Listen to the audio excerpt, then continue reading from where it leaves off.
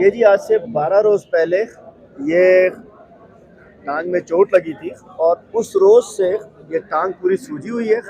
ये मेरी प्लेट डली हुई है इधर और अभी तक इन्होंने इसकी इलाज नहीं करवाया है। कोई फ़र्क नहीं पड़ता, ये चोटें ये सब कुछ चलती रहती हैं, लेकिन ये सब देख सकते हैं इसको, इसकी सिचुएशन को।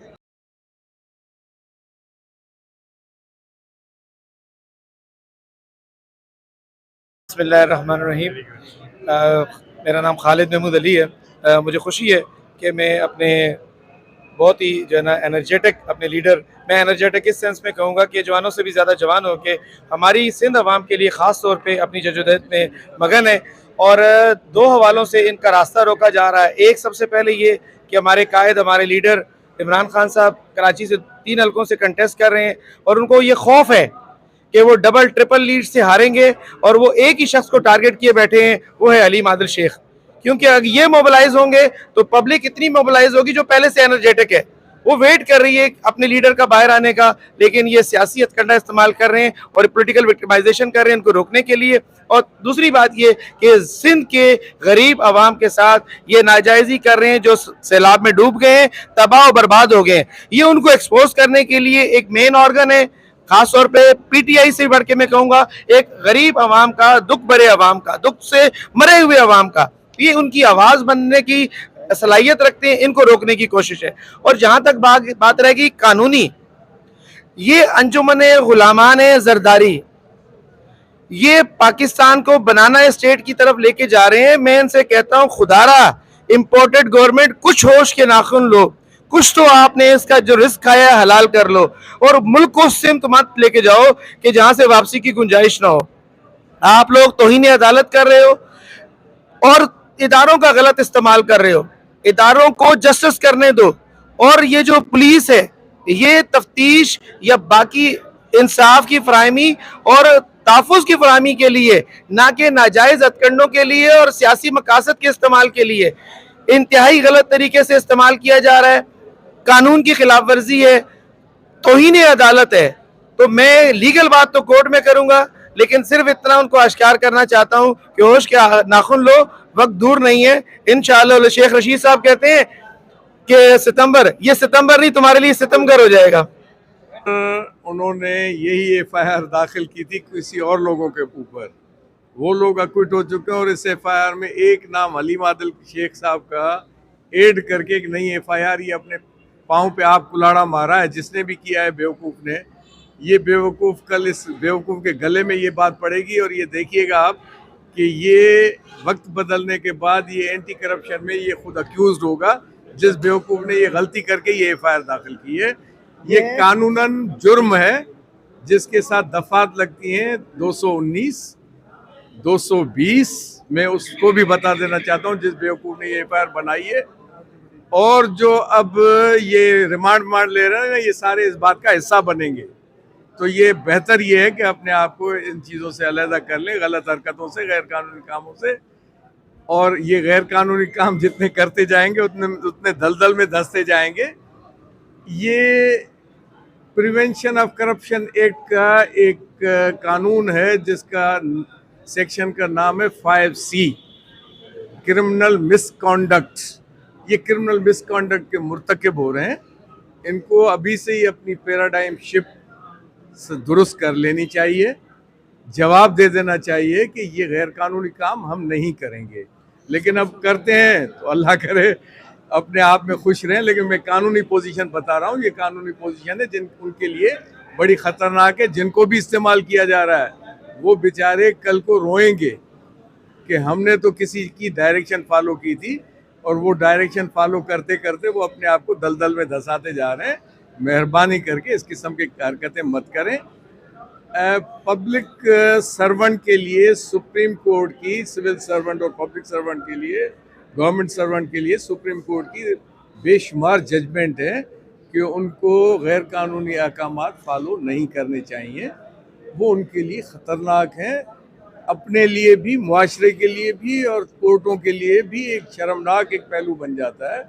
लिहाजा वो इससे इज्तनाब करें। मेरी सिर्फ बहैसियत एक वकील के, मैं क्योंकि इस बात को जानता हूँ, मैं बताता चलूँ, लिहाजा मैं जस्टिस रिटायर्ड नूरुल हक कुरैशी साहब हैं। ये इस्लामाबाद हाई कोर्ट में 6 साल बहैसियत जस्टिस रहे हैं और अब ये बहुत बड़ा नाम है, ये सिंध की कानून जुडिशरी का बड़ा नाम है। तो ये साबिक जस्टिस इस्लामाबाद हाई कोर्ट के हैं, सीनियर जो चीफ जस्टिस के बाद जो जस्टिस होते थे, ये इनका।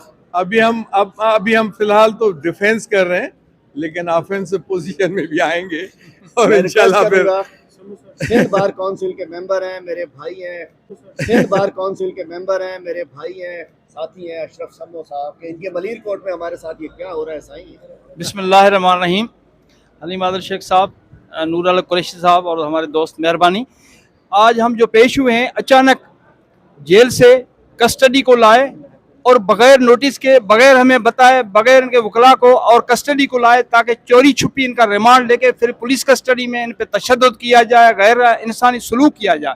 ये ऑनरेबल मेंबर हैं सिंध असेंबली अपोजिशन के। हमने अदालत को भी बताया है कि उसको एक दहशत गर्दों की वार्ड में रखा जाता है। ये कौन सी जमहूरियत है?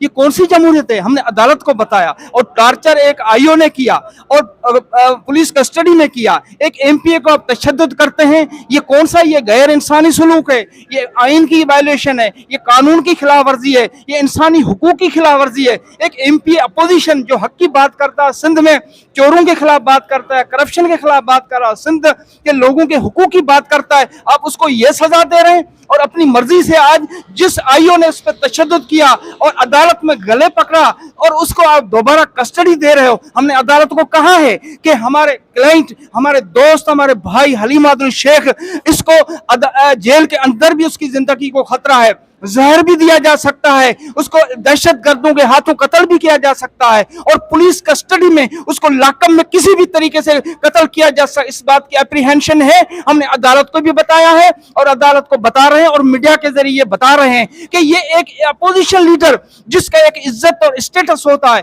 स्पीकर की इजाजत के बगैर अरेस्ट नहीं किया जाता।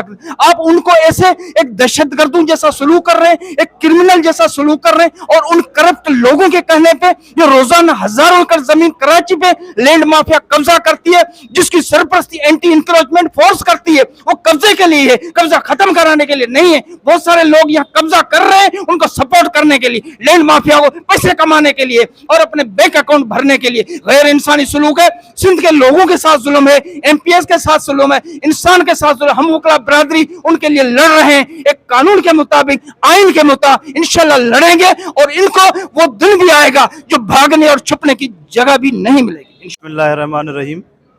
सबसे पहले मैं गुजारिश करूं कि मैं जनाब अपोजिशन लीडर हलीम आदिल शेख साहब का वकील हूं और मैं इन एटीसी के केसेस को, इंक्रोचमेंट को, सबको मैं लीड कर रहा हूं और उनमें मैंने एप्लीकेशन लगाई थी मेडिकल के लिए। सबसे बड़ी दुख की बात मैं आपको बताता चलूं कि कानून की पासदारी करने वाले लोग, हम वकील लोग, हम अगर के किसी को कहें, लोग जब हमारी बात पे जो है भरोसा करते हैं और कल हम उनको कहें कि हम एप्लीकेशन लगाते हैं और उस पर अमल नहीं होगा तो लोग क्या समझेंगे। उस दहशतगर्दी कोर्ट में मैंने मेडिकल के लिए एप्लीकेशन दी थी जो कि रिकॉर्ड पे है और कोर्ट ने 15 नंबर कोर्ट ने उनको मेडिकल के लिए लिखा कि इनका इलाज बाहर करवाया जाए, इलाज नहीं करवाया गया। उसके बाद जो है एंटी इंक्रोचमेंट कोर्ट में जहाँ से हमें बेल मिली, उधर से आर्डर हुआ कि इनका इलाज करवाया जाए, प्रॉपर इलाज करवाया जाए, बाहर अगर के इलाज होता है तो बाहर इलाज करवाया जाए, तो वो इलाज नहीं हुआ।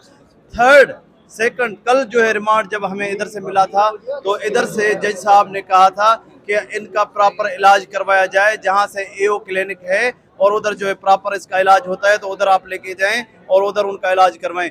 3 आर्डर ऑनरेबल कोर्ट्स के मौजूद हैं जिन पे अभी तक इम्प्लीमेंटेशन नहीं करवा रही सिंध गवर्नमेंट और वो स्टेट। ये कंटेम्प्ट ऑफ कोर्ट है, ये तौहीन अदालत है। हम किसके पास जाएं? अगर कि हम वकील किसी को बताएंगे कल लोग हम पे एतबार नहीं करेंगे। ये तो मैं अपनी बात बता रहा हूँ जो मैंने खुद आर्डर करवाए हैं और वो अभी तक वो कंटेम्प्ट ऑफ कोर्ट चल रही है। बहुत मेहरबानी, थैंक यू वेरी मच।